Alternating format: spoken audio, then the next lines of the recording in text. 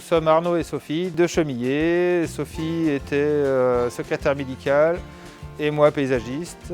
On est passé au maraîchage biologique en vente directe. Nous recherchions une exploitation en bio avec des bâtiments anciens. J'avais besoin de m'aérer, de travailler dehors et surtout d'avoir un projet à deux. Et donc avec le diplôme agricole d'Arnaud, ça nous a permis de nous installer plus facilement. Donc j'ai rencontré Arnaud et Sophie en 2017 qui m'ont expliqué leur projet de maraîchage bio. Donc on a continué à garder contact pendant ces années-là. Et puis en 2018, donc il y a une opportunité qui s'est proposée en bio à Chemillé, en culture céréalière bio. Et c'est dans ce cadre-là que je les ai recontactés.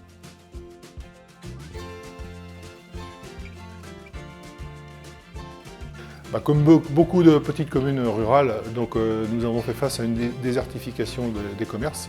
Et notamment depuis 3 ans maintenant, notre boulangerie a fermé et cette boulangerie proposait également des produits alimentaires. En parallèle de cela, on connaissait la volonté de la collectivité de pouvoir proposer des produits maraîchers pour les habitants de la commune. Et donc du coup, moi j'ai fait visiter la ferme à Sophie et à Arnaud, ici de Paluot.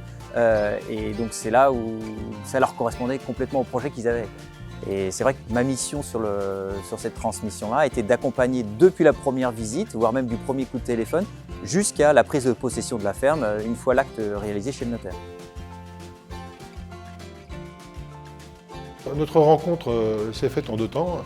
Dans un premier temps, Arnaud et Sophie sont venus m'informer qu'il était en démarche d'installation, accompagné par la SAFER. Et puis dans un deuxième temps, quand son activité a démarré, il m'a sollicité pour faire une vente de produits locaux sur le parking de la commune. Les projets alimentaires territoriaux vont se développer dans les années à venir, car cela répond à une demande qui est forte des habitants. Alors en maraîchage, nous produisons sur 3,5 hectares, dont 2000 m² en serre.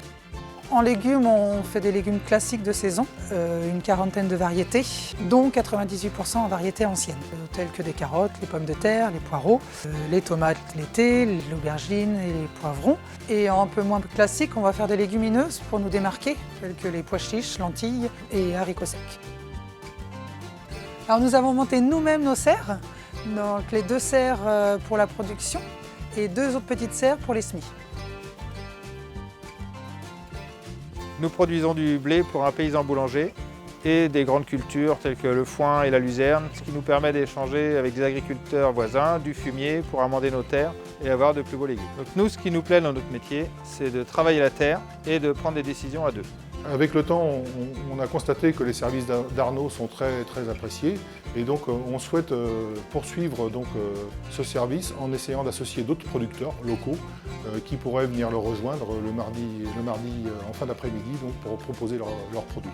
Pour vendre notre production, nous avons commencé par fournir la MAP et ensuite nous avons développé un marché à la Chapelle-Rousselin, puis 2 autres sur les communes alentours.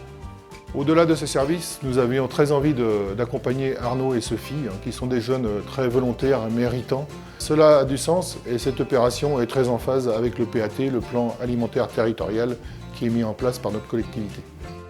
La mise en place d'un PAT, cela peut être simple, rapide et surtout, il faut que ce soit adapté à la taille de chaque collectivité.